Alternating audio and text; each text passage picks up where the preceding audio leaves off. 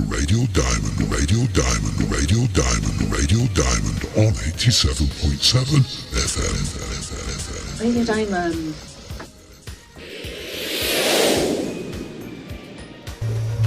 Hi, my name's Imani Speaks, and I'm here with a wonderful David Jammers.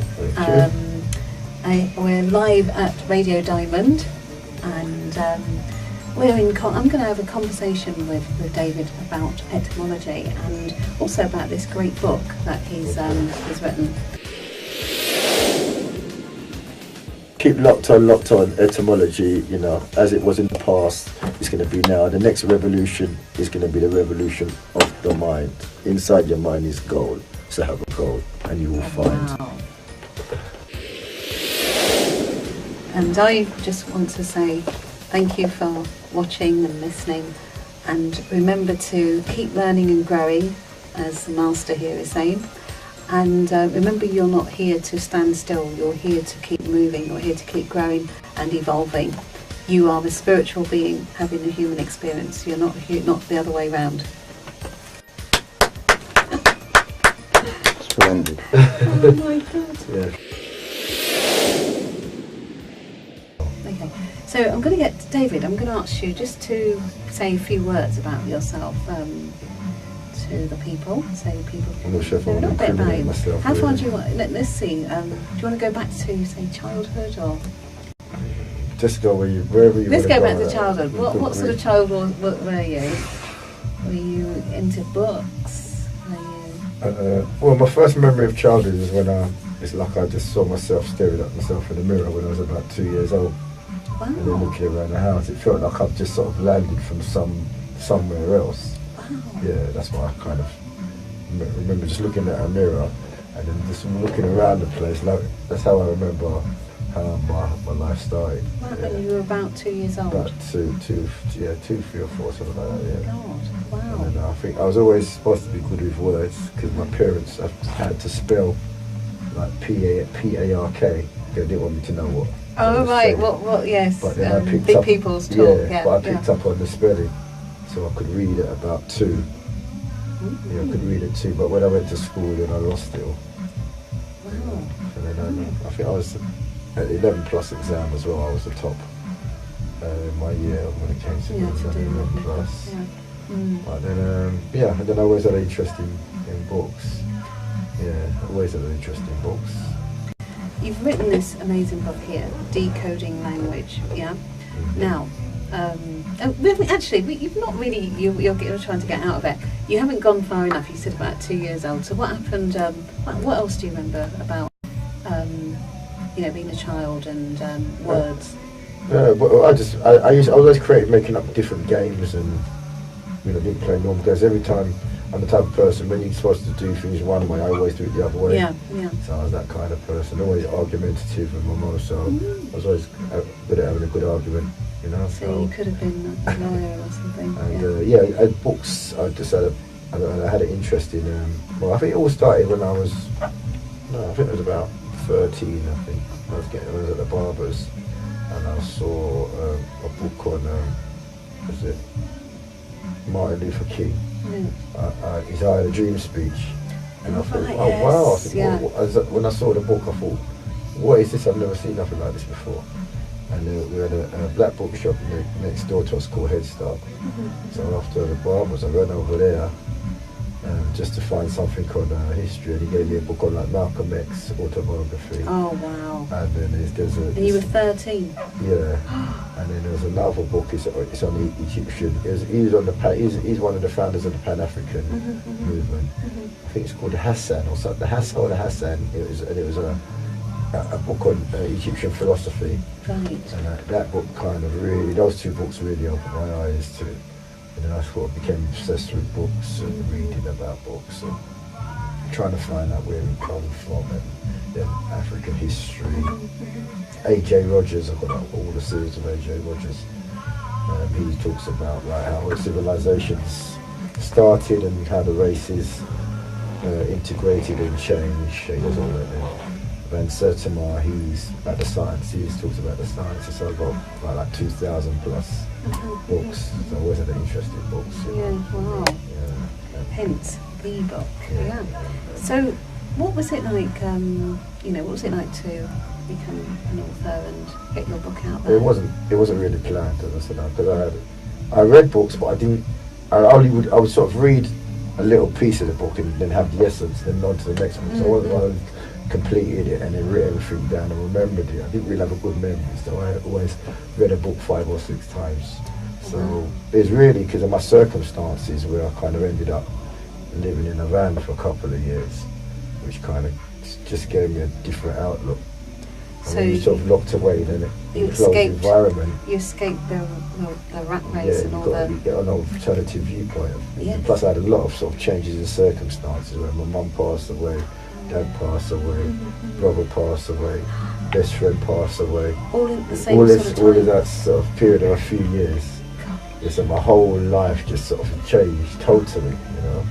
And then it's like all you've got, when you haven't got nothing, then all you've got is your mind. And when you're stuck in that kind of environment, all you've got is your mind in a certain way to get you through that. You know, and then the things that you think are important, then you find they're not important again. You know, and you start to question everything as well. I can imagine. Yeah, so when you start then you go to the extreme of, you really need to try and find out what you need to try and find out your existence and why you're in a specific circumstance, you know. And then, and that's it. And then I think it's one day in particular, it's like maybe run out of money. I just had enough money for because every day was a survival. And then you find out that, and like, you might be here, just barely surviving. Like you see them beggars in the street, and about, say, 12 inches away, there's somebody who's got a wealth. Hold on, so he's so close to and far away, from life and death and success, and being not able to survive, by inches, the difference, So that, obviously that's so different from what you were used to, and kind of, how did you go from where you were, living out there with everybody else doing everything, to being in that position, and what insights did you get? Because I would imagine you probably would have seen the world totally different. Yeah, you see, well, basically, I think you see it like an animal, really, because it's just about survival. And you're just happy so your instincts were... you're just happy to get through the, you wake up and you just want to survive. Well, you just want to see the best way that you can survive through the day. So it's an achievement just to get through the day. So I suppose you appreciate things more, and then you see what the necessity that you need to get through the day is. And then your mind is always thinking at a different rate and seeing things differently, because you survive on your wits.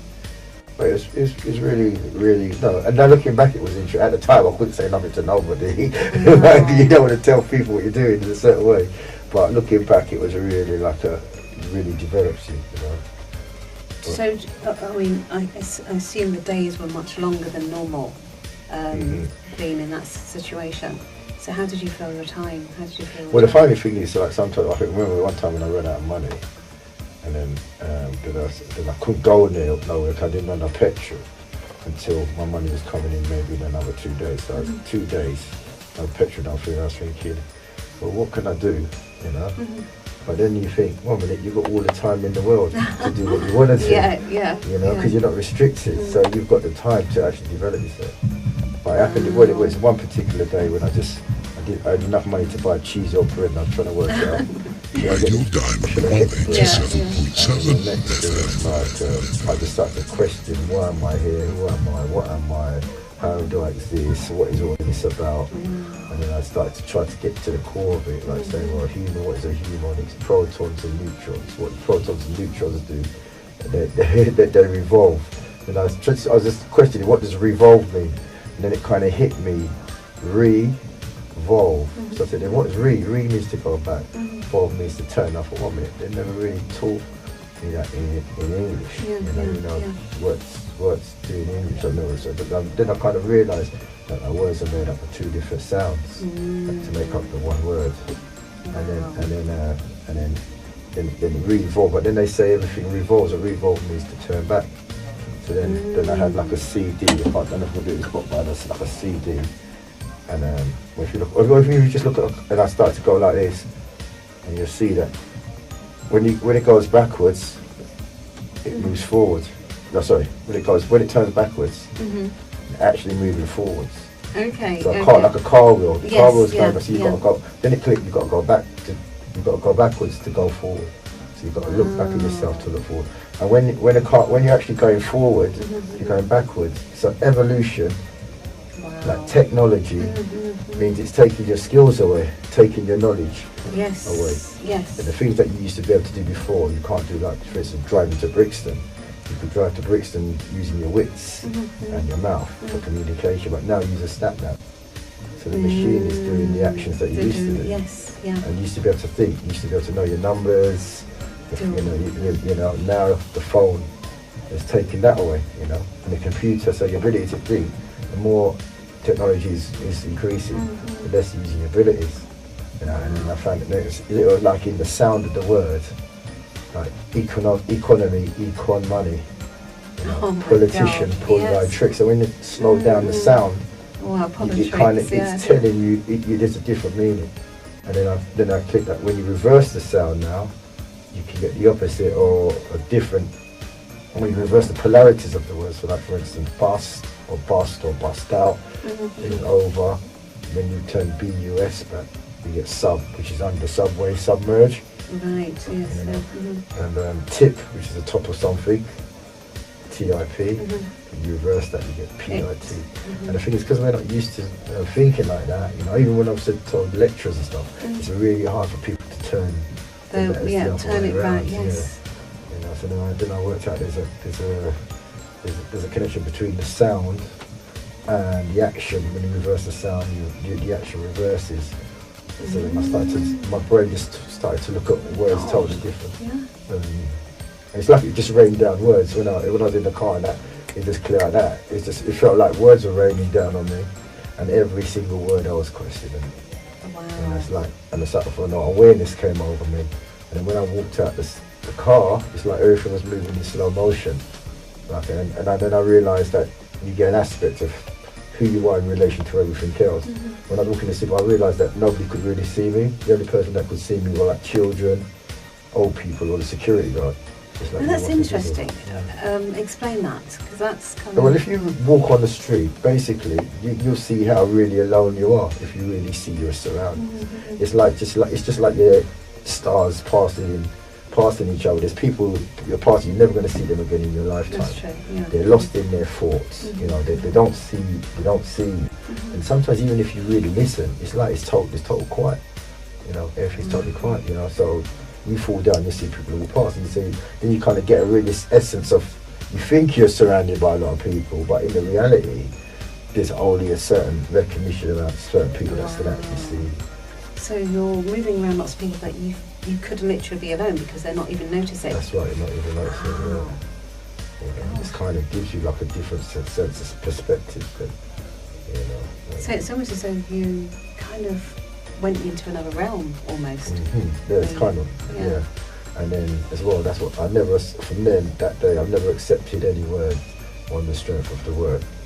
And then I realised a bit later on down the line that when it came to ancient Kemet, when they wrote the hieroglyphics, it was from right to left, left to right, up and down.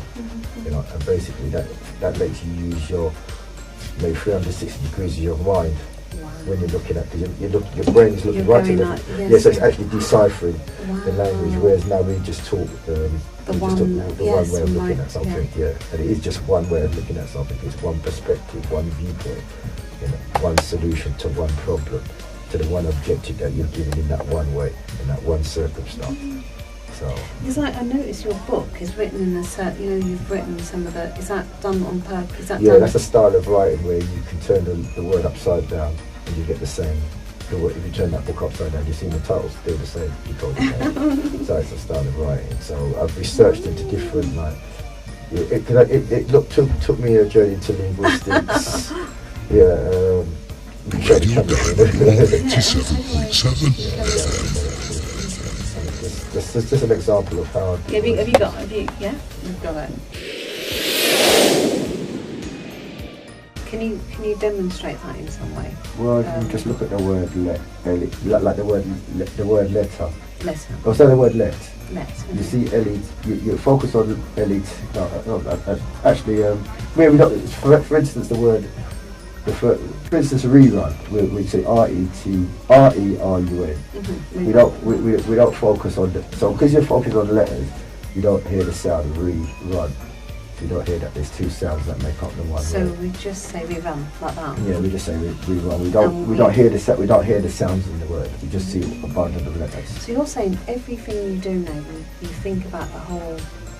Yeah, and that's basically when you're aware of things. That's what we do anyway. Because basically, when you eat food, you want to know the ingredients. You want to know who cooked it. Yes. You want to know, is this place a clean place? You know what I mean? And the person knows dirty, what kind of service. Yeah. You know, when you buy your clothes, you want to know, is it designer goods, is it a copy, is it stitching right, does this look good on me? Let me get some friends around, let me try it now, let me go to another shop first and try a couple around. See what I'm saying? When you're buying a car, you want to know if the engine's right, or you know, you want to see the history, the service history, is it a stolen car? But when it comes to words, you know, we've just taken these words on board without checking the history, is there a plan behind it, are these words beneficial, where did these words come from? You know, why are we using these particular words? How have these words been put together in this way? So we don't. The thing that we generate up, because when we live a life, your life is just words going around in your head. You know? And the thing that runs our life, which is these words that we've been given to use, we're not verifying them, checking them. We're just taking them on board without even seeing if there's any implications behind it.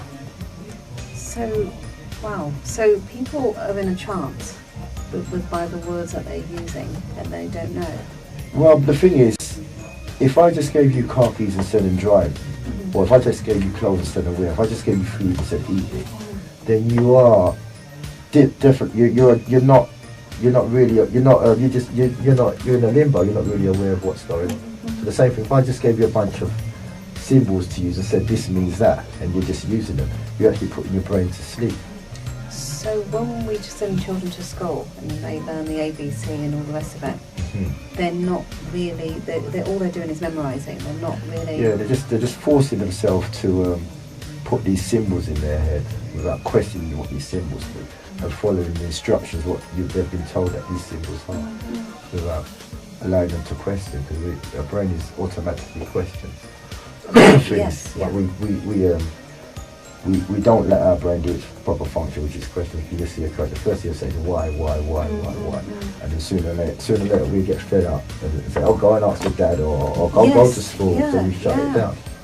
You know, and the only way you can become wise is asking a lot of wise.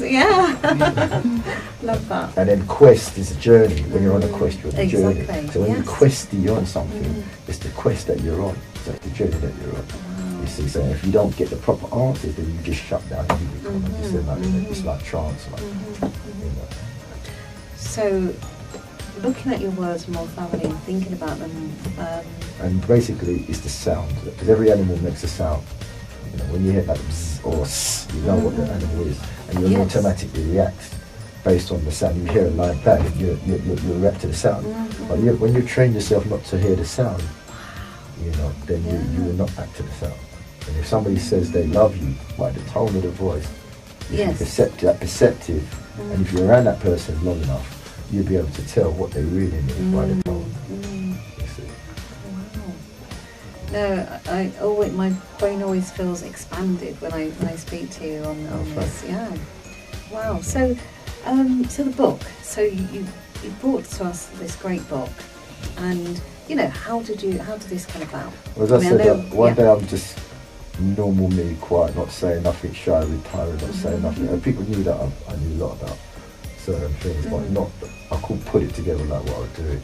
And when I started talking all of this talk, and people just said, you should write this down, you should write it down, write it down. So I just had a lot of notes, and my little scraps of paper became piles of paper, and notebooks became notes on notes on notes. Yeah, and then said you should record it, so then I started doing it. Then start doing recordings, and then just one day I decided I'm going to put a book. Cause I always used to be good at putting things together as well, like football. I used to run the football team, and I used to do the match reports. And I was always for some reason I was able to string all these long humorous statements together. Yeah, so then I've done a book. My first book was like controversial, really controversial before that one. Really? Yeah, so I had to ban my own book in a way. Really? Yeah, because I went by instinct. What was it about? Well, it's like two most controversial words. It's basically my friend had a bookshop, and I noticed and it's next to a bookie shop. So I noticed most people are more in the bookie shop than in the bookshop. Right, yeah. You know, so yeah. So like, my first book that I wrote is called the Nigger's Bible. Oh, Yeah. So yeah, because basically as well, because I've got a problem with words. So if someone says a word to me, I need to know, why did that person say the word? What is it about this word? Why you've used that word in that particular phrase? Yes, yeah. So that terminology has been a big issue and traumatised us as a race of people. The NIG. Yeah, I totally agree. So I was sort of obsessed to find out what is really behind this word, blah blah blah. You know, and I kind of knew a bit about marketing, so I know if I put that next to whoever with the religion side, I didn't want to touch the religion side because it's enough taking that one. So I put them two words together and done that book. But it was humorous. It was a humorous book with sense inside the nonsense, what it looked like. So, but but then what it was as well, I didn't want to, because it's the first time I'd done a book, and I was kind of, the information I was putting out there, you know, I was thinking, boy, when my life is going to probably be at risk. You know? So I done it like kind of anonymous. I done it anonymous. I've done the book. But I kind of, when I done that book, I thought, you know what, you do a book like this, that's it, right? You know, you could go at any time. People were So going I've done the book, but then, and it kind of really caused a lot of controversy when it came out, you know. But also, when I done that book, I didn't, as well, because I didn't what I could do, like spinning the words around close to me, so I didn't actually put that in. I put it in the book, but without putting it in the book. Yes. So I was spinning the words around, but not telling anybody how the formula of what I was doing. So I thought I was giving people like the food, but not the full ammunition behind it. So they got the essence of what I was saying, but they wasn't able to explain it. So if somebody having that book now was attacked with it, they would know what I was doing. They would defend it. So I thought, even though the book was okay, I thought it wasn't putting people, and maybe like women reading it on a train. Okay, so they couldn't be open themselves to being attacked, you know what I mean? Or it could have the reverse effect as well in it. And then when my twins started going around the school saying, "No, Daddy's done a book, Nigger's Bible." And then in America, then I started getting hits on the site from like Australia, New Zealand, all these different places like Germany, getting all these hits on because they had a stat count put on it. Yes, and then what happened, I found it was on like one of those Ku Klux Klan websites. They had a video of me on there. What? Yeah. They was laughing out loud, but they had a video, and then I was getting all the hits from them on it. So I was getting more interest from the other side than than my people, and I was getting a fight from my people and interest from the other side. So That's it was just strange, like, isn't it? I said, wow. I said, this, you know what, I think I need to. So I just decided to ban it, myself. Wow. So. So then I thought, you know what, then I kind of I brought this one out with like what I do, the words more, to empower people more, and they're more receptive to this. But I'm still getting a lot of interest for the first and some of the volumes. Is that still out there? I'm going to still have to bring it. I'm probably going to bring it back. When I get a bit more courage together, I'll bring it back. So have you still got it? Have you still got the website around it? Yes, I have. Well, I think I've got the website still. I'm not even sure. I'm not even sure, but it probably will be back out soon. Okay. It will be back out sometime. Radio Diamond on 87.7 FM. I'm doing 2 books on etymology. Wow. Yeah, one's like a root word, like a dictionary. That's what's kind of inspired me, because I've seen etymology. There's quite a few good etymology things online, and a couple of good DVDs, but I felt that there was a gap in what they were doing, because I really liked the presentations that were done by 2 individuals particularly, but I felt there was a gap. And the thing about etymology is it can go into so much different subjects like astrology and history and archaeology. So it's such a wide area, but I wanted to focus just on the words, so that's where my twist is on that. So you will take from one aspect and really going into it. And impart it. And as well, another thing about it, it's not really something that you see really taught as a skill No, unless not you go at all. into like the universities. You know, a language is based on words and the etymology, the history. How can you be using a car and you don't know the history of the car you're driving? Yes. Yeah. You know, so I found it's not, and it's like as well, there's certain gaps in the teachings as well. That it's just so supporting one side, but it's not giving you the full aspect. Yeah. So this is like opening up your brain and really using both sides, not just blindly just going along using these words. And another thing is as well, because I believe that you can put things into practice by the power of your sounds that you make. And also, it's me as well putting into practice what I'm theorising about, which is Radio Diamond on 87.7 FM. So part of that was to put it into practice by producing the books. So that I produce the books and then I produce the speakers club as well. Going to talk to you about speakers. Yeah, speaker, and then Talking Academy, which is the training aspect of the speakers club. Yeah. And plus, then I've been invited to write this book on I'm doing the etymology of love, which is not really my particular topic, but it's causing controversy as well. I've been running away from controversy from my first book now. It looks like it's coming back again. Can you tell us a little bit about what your part in the redefining relationships? And by how the brother you're Dudley. going to use etymology? Yeah, he's putting together a book, redefining relationships, how to find the perfect. How to find a good black man or a good black woman. Is it? Yeah, and a good black man. So, Woman, yeah. I've been brought in to break down the word love and romance. Can you tell us a little bit about that? As long as it's not going to incriminate myself. There is a around with baseball bat. Yeah, basically it's just looking at What's wrong with the word romance for start? Because Radio ladies have Diamond that. on 87.7 FM. There's nothing wrong with these words, but you just have to look what the context that they created and the use that were used in and what they're being used in now. Because basically the word love and romance was basically it was in the gentry at the time. The word love. Yeah, it was like stories that they told amongst each other. Do you think people want that, or do you think people use it as a sort of, it's a fantasy that they? No, I think people want that because they're growing up to be shown that this is. Radio Diamond on 87.7 This is what success is. This is what fear is. This is what love is.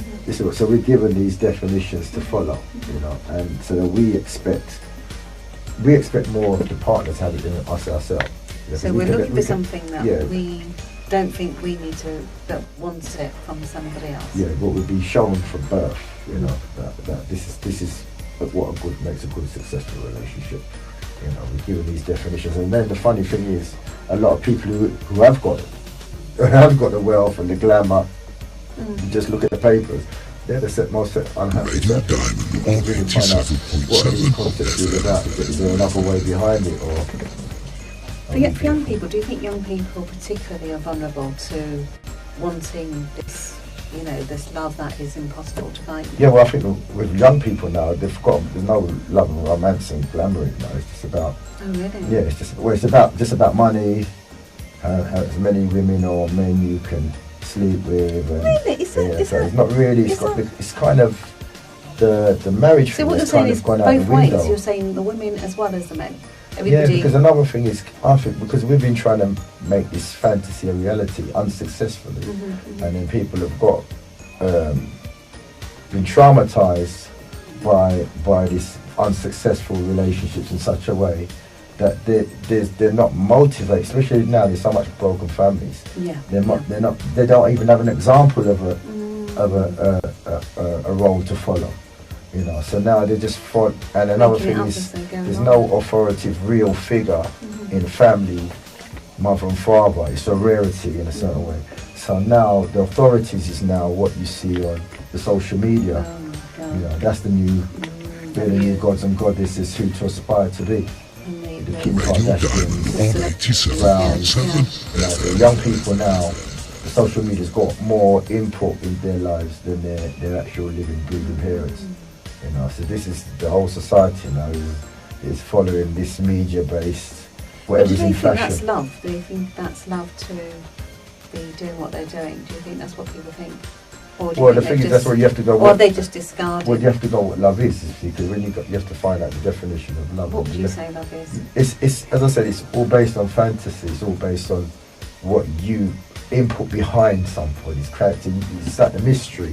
You know, it's boring to know that this person does a 9 to 5. You like the mystery of suspense. Is it? You know, is he got a criminal record? Well, maybe not criminal record. you imagine this person's power and this person's wealth. This person can deal with himself in any situation. The attractiveness is the imaginary perception that you put to the person, and sometimes the proof that you use on your perception might not be the reality. Like just you might go by the person's haircut or the person's shoes or the way the person walks. Your imagination, which is this love concept or fantasy concept, adds the extra ingredients on the cake. So it actually makes a false. That's the attractiveness is what is false. So do you think most people come together in the honeymoon stage or the infatuation stage, and they don't actually wait to see what love is really, which is? Well, I think that's why people come together in the infatuation stage, and then in some cases build on that. Reality hits home. Like, it snaps you out of it snaps you into the reality stage, and then they may break up. Okay. But sometimes the fantasy, because you want so much this fantasy to work, you'll override the bad breath. I made people brush it, or the mannerisms, you know what I mean? The drinking, yes, that's part of it. So your fantasy overrides the reality, and then you come together in that fantasy. So it's what is. So you think people just real. set off? So they sometimes they can't really. Sometimes they can't get what they want, so they take second best. So imagine what second best is, or the hope that they can turn. Especially, I think with women, the hope that they've got the power to change this person into the person. Then once they've changed that person, become bored because it's no longer the fantasy. You know every part of this person. You know? So the fantasy's gone. You know. So it's that whole mind concept. You know. And when you look at the past before this concept came up, you know, it wasn't like that. The royal family don't do it like that. It was arranged. You know, things were arranged. This is what I was saying. We're sort of getting together. Radio Diamond on 87.7 FM. Before there was things like character. What kind of character did this person have in relation to creating your future?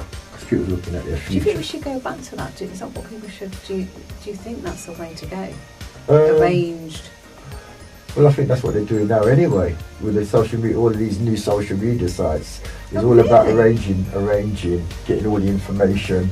You mean like dating sites? Now the dating's changed. Now it's not, you don't really meet somebody in the street now. You go on your phone and blah blah blah, and you hook up through one of them social media sites. You know, so it's kind of going like that, but in the wrong way, because it's going like that, but you're not looking for what you were looking for in the past. You're still looking for a quick fix.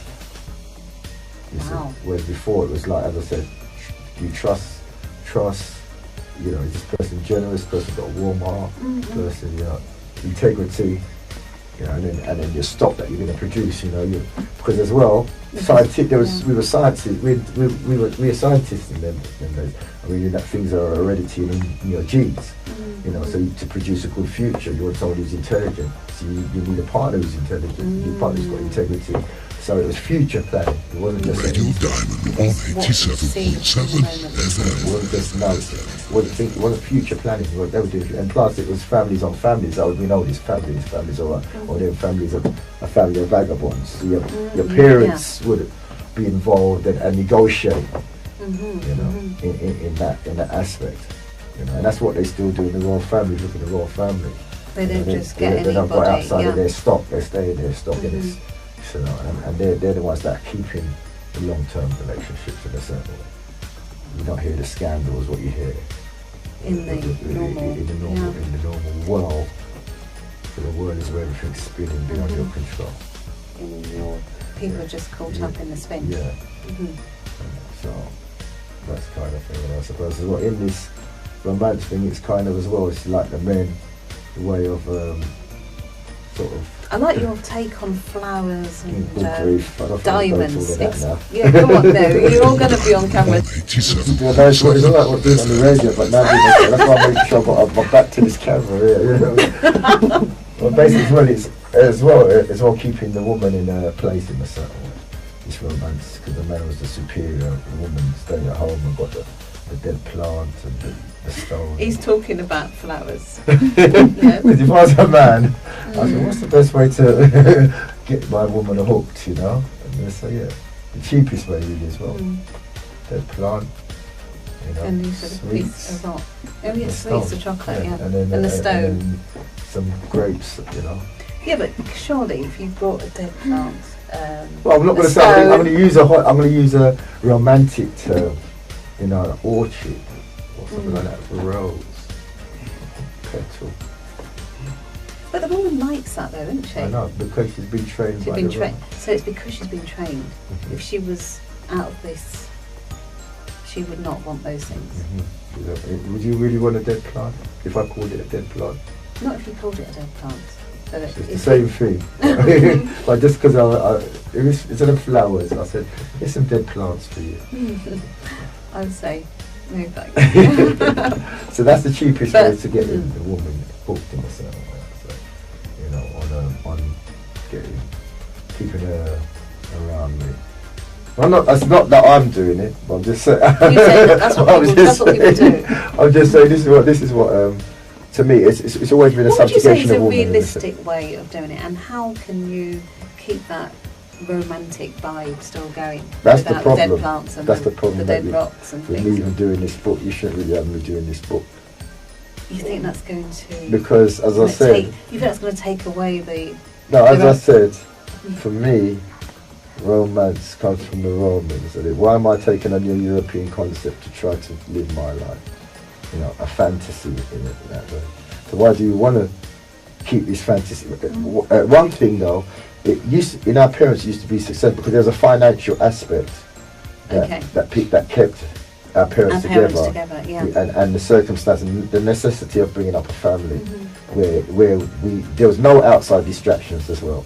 So where we pulled our resources together. So there was a kind of workable formula, but when you really check, the workable formula wasn't really the romance. It was the social dynamics of two people living together, fighting against the outside world, trying to raise a family, and the only way they could survive is by pooling their wealth together. So there was like a social dynamic that kept us in this married situation. But now, the more women are becoming independent, they don't need it, and the men maybe are not. Do you think men don't feel as needed as they did back then? It's not even that, because I don't think the men really needed to feel needed as long as they had the woman under control. Really? In a certain way. It's more like. So you think it's more about the men? Now the women are now becoming more independent of the men. This is where the social dynamics of this romance. Because the whole romance situation is the strong man in shining armour, what the woman just falls down and gives her life to, you know, puts a piece of metal around her, makes this vow, you know, till death. You know, and the word marriage as well, as well, it's linked with war, like the God of War, and it's linked with death as well. Oh my God. It's linked with death as well. So an age means a drive towards something. So it's a drive towards death. So you know, so come what may, you're gonna stay with this person till death do you part, as you say in the vow. You know, so once you've got that person with the ring on their finger, that's the bondage. Yeah. So, but it was based because it was a male-dominated society in the past. So it was based in the man's favour, in a certain way.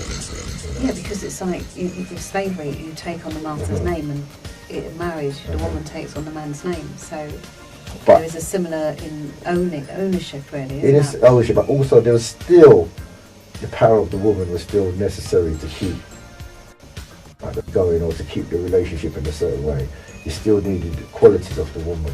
But it's like it was only but you didn't want the woman to be independent, but that's going too far. You know, so the quality, the woman was still recognised in a certain way, but as I said, it was more of a male orientated structure that's been set in place. So that's why when you say love and this book, you know, it's something that I'm kind of not really You're not feeling it at all. Yes, I don't know why I'm in, but I suppose it's just to give a different perspective, yeah, exactly. you know. To give a more a different way of looking at things. You know, as I said with the words, why are we following what somebody else has given us to use without checking it? We don't wear clothes like that. You know, why do we take on words like that?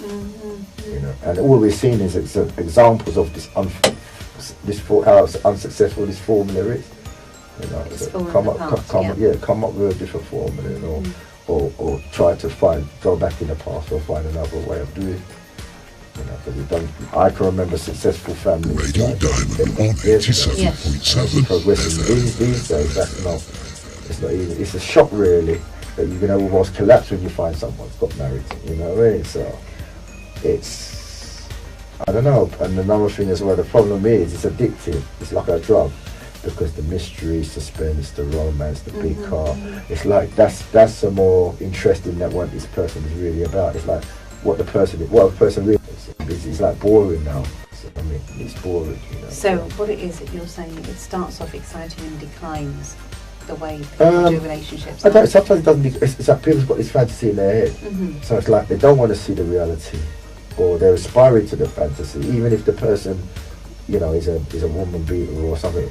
Because of the fantasy, you stay in that relationship. Because the guy's got a big car and, you know, he's got that way about him. So you're not breaking away from that because you're hooked on the fantasy. So the reality, you're also you're taking on the bad side as well. So like an addiction. It's an addiction of the mind. You know, because all romance is like fantasy. It's addictive of the mind. Mystery, suspense, intrigue. Intrigue is to keep your mind hooked onto something. Brother Thomas, what would you want people to get out of your chapter? What would you like people? Well, as long as they don't come looking for me, that's fine. They may come looking for you. Just another way of looking at things. That's all I'm about. Do you want them to be more awake in their choices? And I want people to have another choice. They might like this concept of romance. Well, people do like the concept of romance, you know. Especially Valentine's Day. It's a quick way to keep your girl quiet for the year. Buy a couple of roses and stuff like that. Cool. You know. So people might like. But I'm just saying it's another way of looking at things, you know. Because it's good to have other options, you know. And I think just like as I said with the black and white, you know, TV. Let's have something different, you know. Let's create another way of doing things, you know. I mean, a different format, you know. And will you give us an example of that way forward, or will you just leave it open for people to find their own individual? Yeah, well, I suppose I've been told that I've got to put a solution, so I've got to put a section of. Have you got the solution? I haven't got that far yet. You know? I'm just getting up the courage to do this part, you know. Okay. Make sure I've got my passport and everything, change of identity. Just in case, you yeah. know? So, yeah. No, that's awesome. Yeah. That's awesome. I'm glad to be involved in the project, and it should be awesome. Me too. Yeah, that's really. Talk to us about the Speakers Club. Right, that's another thing is because nowadays the way modern society, we don't really actually talk. You know? We're on social media, we're on the TV listening to the expert, or we've got a magazine reading about the expert. You know, and we don't actually speak, or we don't even have a platform where we can be the expert. What's really on our mind? What's on your mind? What have you got to say about a situation?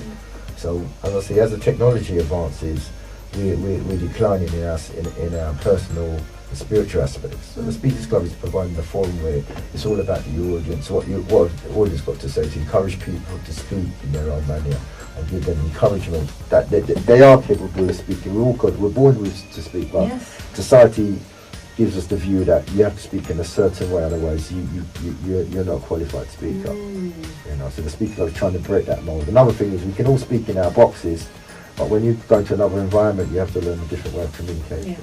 And it's also celebrating our differences, coming together with our differences. You know, which is what we do when we go to work 9 to 5, or when we buy our Adidas, or when we buy our clothes. We separate our differences. But when we come together, all of a sudden, I've got a problem with your haircut or the way you're dressing. No, I ain't got a problem. You will have a problem with mine, you see. Not at all. So I say, let's forget our differences, do the work, and then argue afterwards. That's what a Speakers Club is. I've seen a couple of those and they're really, really good. It's constantly we're getting good response, and it's always involving, you know, we've got a lot of good individuals, a lot of radio, like, for instance, we've got from South London, we've got Dr. Abu Ratata from Galaxy FM. and he's really giving this like 200% to get this off the ground. I've got What sort of Dudley. topics do you? Yeah, Baradagi. Yeah, Buzzy B. You know, behind the scenes we've got Theo, the evaluator. So we've got a lot of people who's kind of put in 110%. Radio Diamond on 87.7 I think the topic's a FM. bit more interesting now. So before we start off with the general like romance and finance and leadership, now we do like self-hate. I think like Self-hate? Self-hate, yeah, what is self-hate? Oh. Yeah. And the last topic we done was betrayal, trust, betrayal, and loyalty. We also have actors acting out the scene as well. I've seen that. I was really impressed with that. So we've got actors, and we're getting some young actors in now, which is great, because we get the younger viewpoint in as well, the future generation involved in it as well. So, and then everybody in the audience as well, you're given a minute to speak. So if you've got a view to say, we've got a clock that counts down a minute. Because another thing is the time, especially if you go to a bank, that's what I find. The people are chatting for ages, you know what I mean, and they're still not getting their point across. So part of the Speakers Club is like planning you to get your point across So in a you're minute. teaching people how to be more concise and not go all round the houses. Yeah, and then the other aspect is then of creating this talking academy where from the Speakers Club they might see where they might want to improve speaking skills, so they can come to the talking academy, and the talking academy is where we give lessons on speaking, presentation, confidence, interviewing skills, thinking skills, reasoning skills, big etymology stuff as well. So this is where we do that, and plus anybody who's interested or who's got skills, they can come with us and help with this movement. Where do you because all these ideas and making them happen, where are you getting, first of all the energy, getting these amazing ideas, and just being, able to bring them into being? What drives you, in other words? Question, that one, really, but the idea came in a second for all of that.